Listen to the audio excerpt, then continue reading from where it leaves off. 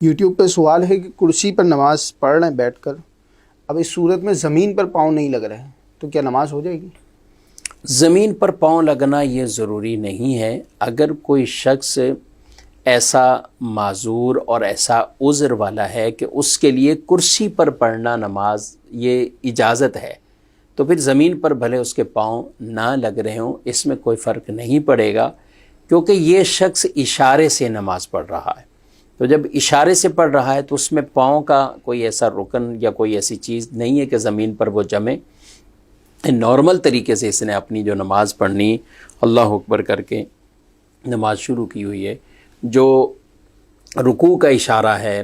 اور سجدے میں اس کی بنسبت کچھ زیادہ اپنے آپ کو جو ہے وہ جھکا لے رکوع کی بنسبت، تو یہی چونکہ اس کو اشارے سے ہی نماز پڑھنی ہے، تو اس کے لیے پاؤں لگنا ضروری نہیں ہے۔ ایسے افراد اگر پالتی مار کر بیٹھتے ہیں، یا ایسے افراد اگر کسی تخت پر بیٹھتے ہیں، ایسی بہنیں خواتین بھی بعض ضعیف ہوتی ہیں، بوڑھی ہوتی ہیں، جو چارپائی پر بیٹھ کر یوں پڑھتے ہیں، بیسک یہی چیز ہے کہ پہلے اپنے بارے میں یہ شرعی طور پر سیکھ اور سمجھ لینا چاہیے کہ کرسی پر یا ایسے ہی بیٹھ کر کس کے لیے نماز پڑھنا الاؤ ہے اور شرعاً کس کے لیے اس کی اجازت ہے۔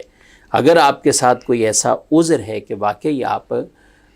بیٹھ نہیں سکتے ہیں، زمین پر آپ بیٹھ نہیں سکتے ہیں، آپ سجدہ نہیں کر پاتے ہیں، تو زمین پر جب آپ کو براہ راست سجدہ کرنا آپ کے لیے دشوار تکلیف دہ معاملہ،